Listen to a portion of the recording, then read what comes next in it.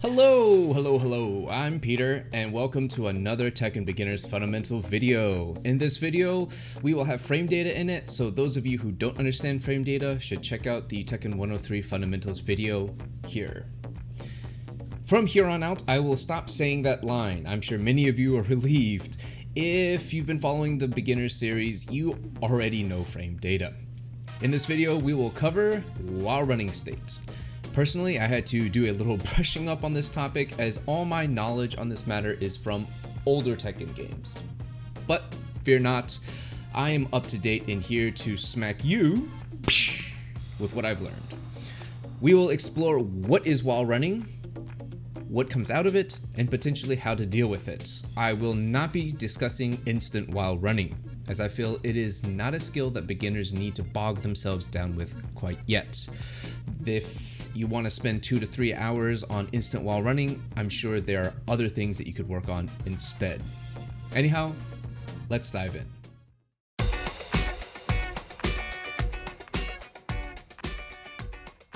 While running state.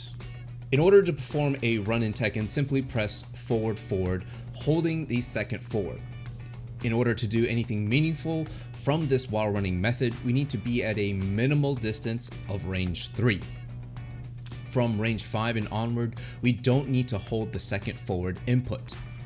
Simply pressing or double tapping forward will automatically enter into a while running state.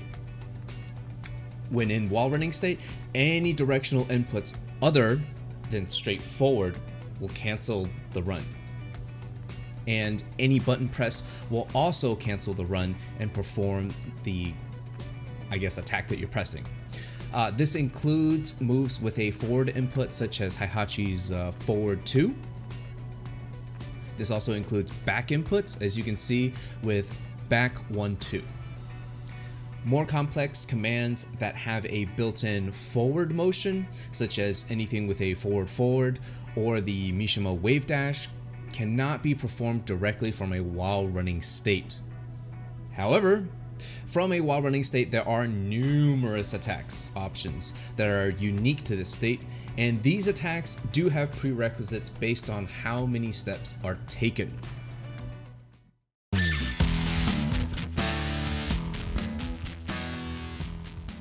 Universal running attacks.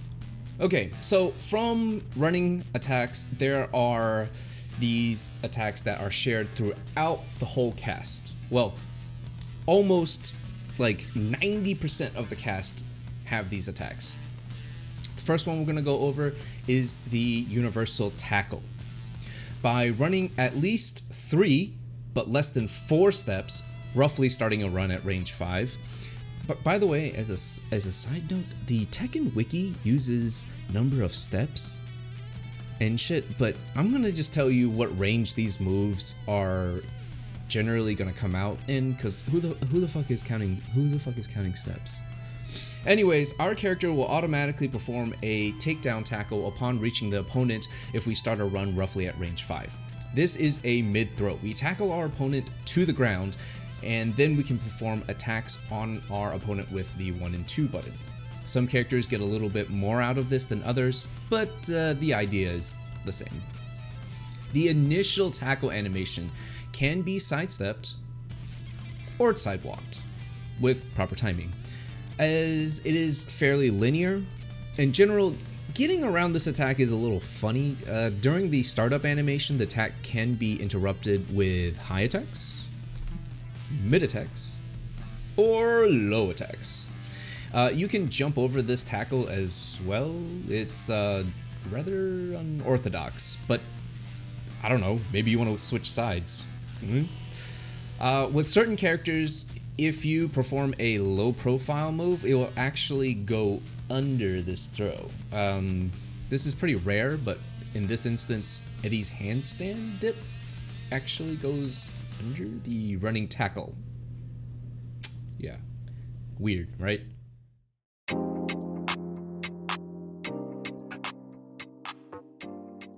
Leg slide.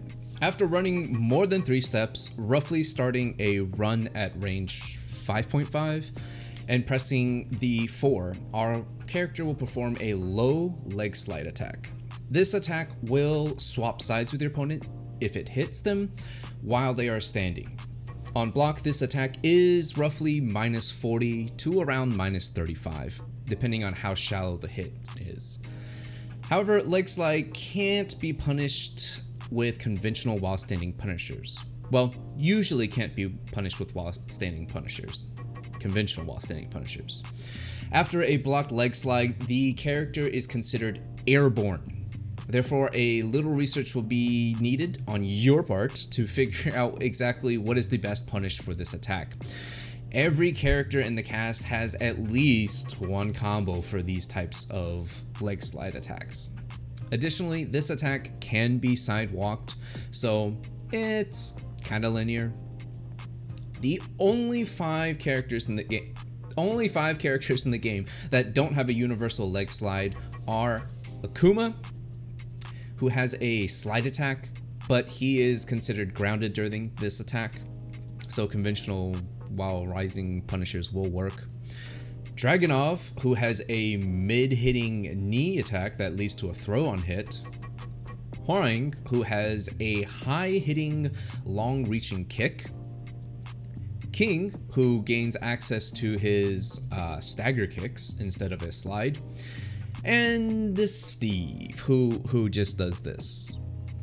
Yeah, Steve doesn't really have a kick, so he just does right weave when you press while you're running, and you just press the 4 button.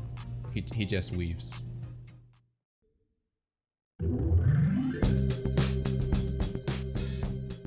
Cross chop. After running more than 3 steps, roughly starting a run at range 5.5 and pressing the 1+2 button, our character will perform a long-range mid-diving attack. On block, this attack is usually 0 frames of advantage to about +3, depending on how shallow the attack hits. And on hit, it grants a knockdown. This attack, like leg slide, can be sidewalked quite easily, but can be a little awkward to punish since the character doing the cross chop will actually overshoot the target and may be out of reach for you to punish. There are 3 characters that do not have a universal cross chop. They have some weird shit, okay? Alisa, she has a cross chop lookalike, which is a weird drilling move into the ground. Kuma, he has a bear headbutt. And Noctis, who whips a huge sword out of his ass.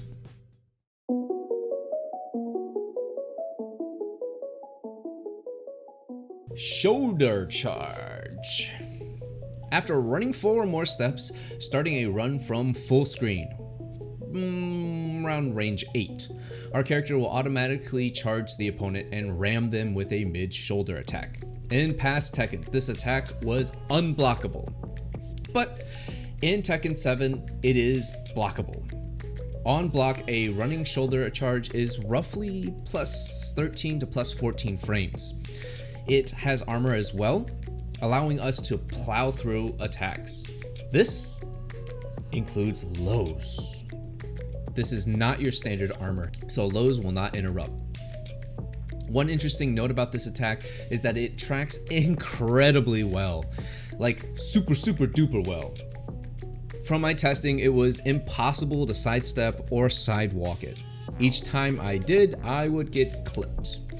However, certain characters have quirky and unique ways of getting around this. Yoshimitsu can use spin evade, though this does have to be timed properly since the tracking is so good. I mean, look at this shit. Heihachi is fucking hunting down Yoshimitsu here because it wasn't timed properly. Xiaoyu can use her AOP dip under the shoulder. Jin can parry the shoulder. Like, I mean, how the hell do you fucking push a massive old man muscle like Heihachi? I don't know, but Jin does it. King can use Burning Knuckle, up forward 1+2 to jump over it, and Lei can lay down during the start frames of the shoulder charge. How Lei doesn't get stepped on and not take damage? I have no idea, but he does it.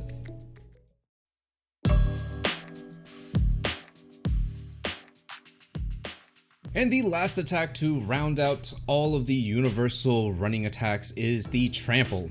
By running at least 3 steps, roughly starting a run at range 5, any grounded opponent will be trampled for a small itsy bitsy bitsy amount of damage. You will also switch sides immediately after trampling an opponent. Opponents can avoid this trample in one of 2 ways.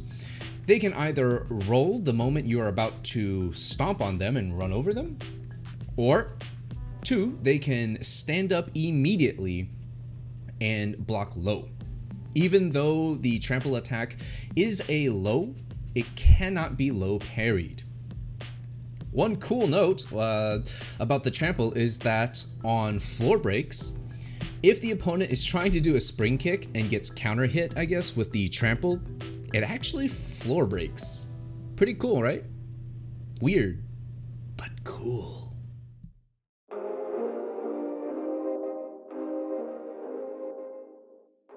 Semi-universal running attacks. Slash kick. While running from at least range 3, if we press 3, our character will perform a slash kick. A majority of the characters in this game, majority, not all, have access to some form of generic slash kick, which is a while running 3. This attack usually evades low attacks and hits mid. On hit, it knocks down and is also usually plus on block. However, the frame data for slash kicks range widely across the board. I mean, widely across the board. Even for characters themselves, the frame data can be very different, right? Depending on how shallow the kick is, so it's gonna vary. The characters that do not have a while running 3 usually have some sort of equivalent to it. For example, Jack has a while running 2, his giant karate chop. And Lei has his while running 1, this overhead swinging 1 attack. And Dragunov has his infamous while running 2, this overhead swinging while running 2 attack. And Negan has his while running 2 as well. This is just to name a few, but there's plenty of characters that don't have a standard while running 3 attack. These slash kick type attacks are generally fairly linear. They can be sidewalked fairly easily, and depending on the character and the attack, can also be sidestepped as well. But I found that sidewalking was just easier. An interesting side note is that certain characters during a while running attack will perform a forward attack if a button is pressed during their while running state. For example, Gigas. If he is running and we press 3, he'll perform his forward 3 attack. Weird, right? Paul is another example. If Paul is running and we press the 3, Paul will actually perform his forward 3 attack. Why this happens? I have no fucking idea. And similarly, Noct just performs his forward 3 attack, not forward 3, but forward 3 attack during his while running state. This happens not to all of the members of the cast. It's very character specific, and so you'll have to actually test this out if you want to see this happens with your character or not. If anybody who's watching this video knows why this happens, please leave me a comment below, as I'm actually very curious. So, please enlighten me. Well, that does it for this video regarding the while running state. Thank you everybody who sat through this, and thank you everybody who participated in the poll concerning the Patreon. I am leaning heavily towards creating a Patreon, so thank you for those who are interested in participating. And those of you who said that you are not interested in the Patreon, I do thank you for taking the time to actually participate in the poll and voting. If you like this content, go ahead and leave me a like, comment, subscribe, you know the drill, and the next video that I will be doing will be concerning Brian. So stay tuned for that. Thank you so much. I'm Peter, and I'm signing out. Take care, guys. Have a good one.